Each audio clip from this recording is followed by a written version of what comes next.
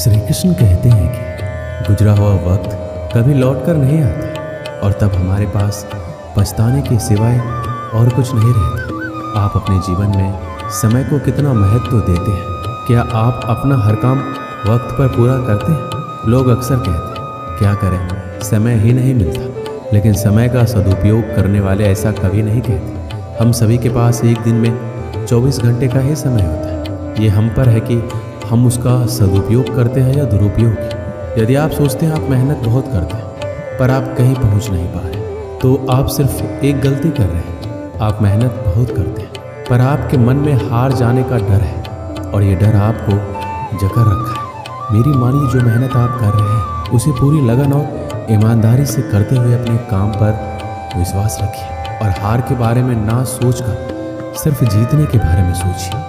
समय बहुत कीमती है लेकिन हमें यह बिल्कुल मुफ्त मिलता है। जो लोग समय का सही कीमत जानते हैं वो इसका सही इस्तेमाल करके कामयाबी की ऊंचाइयों को छूते हैं, और जो समय की कदर नहीं करते वो इसे यूं ही बर्बाद करके अपना भविष्य खराब करते हैं। समय का सही उपयोग करके ही अपने सपनों को साकार किया जा सकता है, अपने लक्ष्य तक पहुंचा जा सकता है। प्रकृति और समय कभी किसी के साथ भेदभाव नहीं करते। हवा, पानी, मौसम, दिन रात, ये सब हम सब के लिए हमेशा एक जैसे रहते हैं।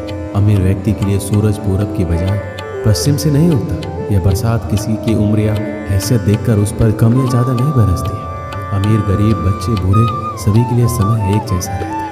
हाँ, समय का सही उपयोग ना करके या समय को व्यर्थ गवा कर हम अपना भविष्य जरूर खराब कर देते हैं। यदि आज हम समय की कदर करेंगे तभी समय कल हमारी कदर करेगा। हम आज जो भी हैं, जहाँ भी हैं, उसके लिए हम खुद जिम्मेदार हैं, क्योंकि हमने अपने अतीत में जो मेहनत की है हमारा वर्तमान उस मेहनत का ही नतीजा है। हमारा आज की मेहनत हमारा भविष्य तय करती है। अतः समय की कीमत समझकर उसका सही उपयोग करना बहुत जरूरी है। समय का सही इस्तेमाल करके देखिए, यह हमेशा स्वस्थ और समृद्ध बनाए रखेगा। आप समय का सिर्फ एक ही बार इस्तेमाल कर सकते हैं, क्योंकि गुजरा हुआ वक्त कभी लौट कर नहीं आता। यानी हम समय को रिसाइकल नहीं कर सकते। अतः कभी ये ना कहें कि ये काम अगली बार करेंगे। हो सकता है अगली बार आप वक्त गवा चुके हो और गुजरा हुआ वक्त आपसे कहे अब बहुत देरी हो चुकी है। यदि आप किसी को वाकई कुछ देना चाहते हैं तो उसे अपना वक्त दीजिए, क्योंकि साथ गुजारा हुआ वक्त अपने साथ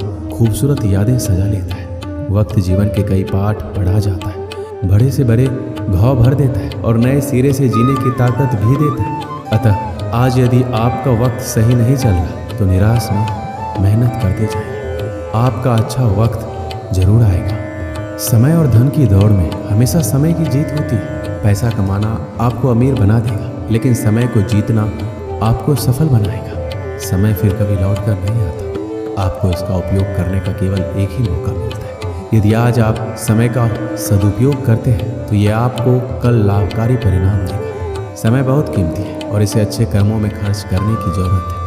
समय के मूल्य को समझना महत्वपूर्ण है, क्योंकि ये बदलता रहता है। समय फिर कभी किसी के जीवन में एक जैसा नहीं हो सकता। जो व्यक्ति समय के महत्व को जानता है, उसका सम्मान करता है, वह चतुर और बुद्धिमान माना जाता है। वह व्यक्ति अपने जीवन में सभी सफलता प्राप्त करने वाला होता है। श्री कृष्ण कहते हैं हमें समय का महत्व तब पता चलता है जब हमारे पास वास्तव में इसकी कमी होती है। एक छात्र परीक्षा देते समय प्रत्येक मिनट के मूल्य को महसूस कर सकता है।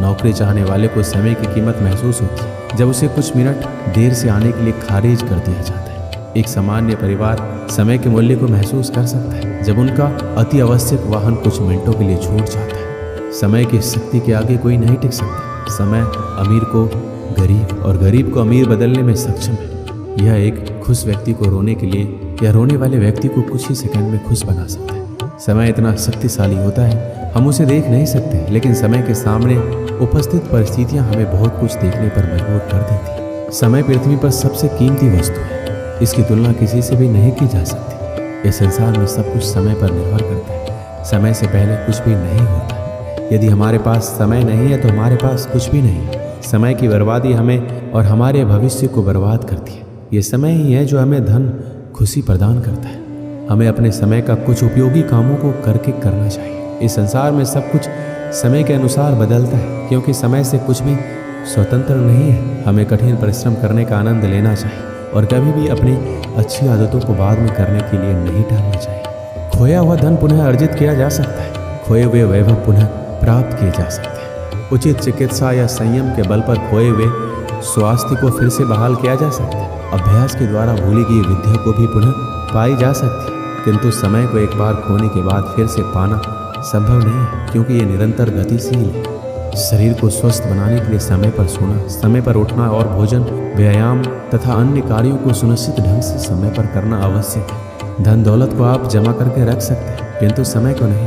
परिश्रमी व्यक्ति के पास कभी समय का अभाव नहीं होता, जबकि आलसी और कामचोर व्यक्तियों का जीवन परिनिंदा, निरुद्देश्य भ्रमण आदि निरर्थक कार्यों में बीतता है। आलस्य का परित्याग करके समय का सदुपयोग करने वाले व्यक्ति ही साहित्य के रचयिता, राष्ट्र नेता, महान वैज्ञानिक एवं कलाकार बन पाते हैं। धैर्य करना दुनिया के सामने रोने से कहीं बेहतर है। लोग कहते हैं कि दर्द बताने से कम होता है, मगर यहाँ जिसे भी अपनी दर्द बताओ वही मजे लेता है। सबको अच्छा समझ लेना ये सबसे बुरी आदत है। आपके पास बस पैसा होना चाहिए, क्योंकि यहाँ भावनाओं को किसी की कोई कदर नहीं है। जो व्यक्ति अपने पास होने वाली चीज़ों से संतुष्ट नहीं है, उसे भविष्य में मिलने वाली चीज़ों से भी कभी संतोष नहीं होगा। दूसरों को अपनी ज़िंदगी में अगर कीमती बनाओगे तो आप खुद उनकी ज़िंदगी में सस्ते हो जाओगे। आप अपनी सेल्फ रिस्पेक्ट जितना गिराओगे, लोग आपको उतना ही मजबूर करेंगे।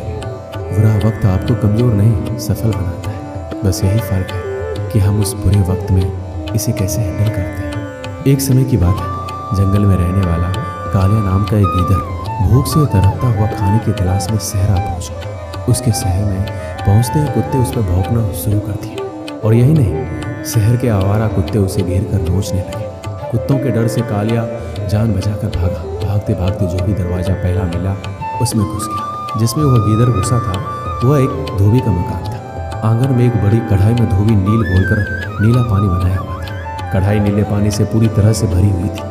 जब गीदड़ डरा हुआ मकान के अंदर घुसा तो डर से भागते हुए नीले पानी से भरी हुई कढ़ाई में जा गिरा।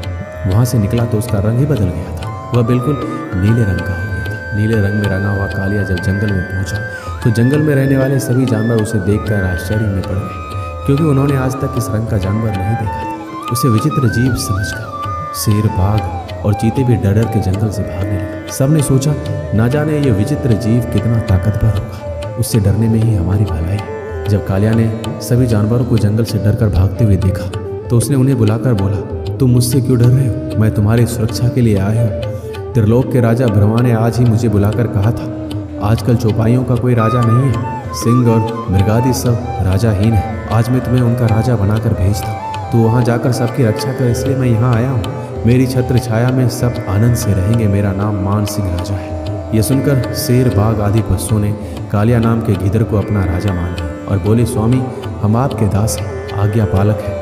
आज से हम सब आपकी आज्ञा का पालन करेंगे। कालिया ने राजा बनने के बाद शेर को अपना प्रधानमंत्री बनाया, बाघ को नगर रक्षक और भेड़िए को संतरी बनाया। अपने अमित्य गिदड़ों को जंगलों से बाहर निकाल दिया। उसने बात भी नहीं की। वो जानता था, बात करूंगा तो मेरी पोल खुल जाएगी। मैं एक गिदड़ हूँ। उसके राज्य में शेर आदि छोटे छोटे जानवरों को मारकर कालिया को भेंट किया करते थे। कालिया उनमें से कुछ भाग खाकर शेष अपने नौकरों चाकरों में बांट देता था। कुछ दिन उसका राज्य शांति से चलता रहा, लेकिन एक दिन बड़ा अनर्थ हो गया। उस दिन कालिया को दूर से गीदड़ों की किलकारियां सुनाई थी। उन्हें सुनकर कालिया का रोम रोम खिल उठा। खुशी में पागल होकर वह भी किलकारियां मारने लगा। शेर, बाघ आदि पशुओं ने जब उसकी किलकारियां सुनी तो वह हैरान रह गए कि यह कालिया ब्रह्मा का दूत नहीं बल्कि नीले रंग में रंगा मामूली गीदड़ है। अपनी मूर्खता पर लज्जा से सिर झुकाकर आपस में सलाह करने लगे, इस गीदड़ ने तो हमें मूर्ख बनाया है, इसे इसका दंड दो, इसे मार डालो। कालिया ने शेर, बाघ आदि की बात सुन ली। वह भी हैरान रह गया कि उसकी पोल खुल गई। अब जान बचाना भी कठिन है, इसलिए वह वहां से भागा, किंतु शेर के पंजे से भागकर कहाँ जाता। एक ही छलांग में शेर ने उस ढोंगी गीदड़ को मौत के घाट उतार दिया। इस कहानी से हमें यही शिक्षा मिलती है कि जो अपनों को नीचा दिखाकर परायों को अपनाता है, उसका आज नहीं तो कल निश्चित ही विनाश होता है। हमारे समाज में सामाजिक एकता और समरसता के महत्व को समझना चाहिए। यदि आज हम अपने समाज के सभी व्यक्तियों को समान नजरिए से नहीं देखते और समर्थन नहीं करते, तो कल उन्हें हमारे समाज के लिए कठिनाइयां और नुकसानकारी बना देगा। इसलिए हमें अपने समाज में सभी का सम्मान करना और सहयोग करना चाहिए, ताकि समृद्ध और संगठित समाज बना रहे। दोस्तों, इस वीडियो में बस इतना है। मिलते हैं अगली वीडियो में। अपना ख्याल रखिएगा। धन्यवाद। जय श्री कृष्ण।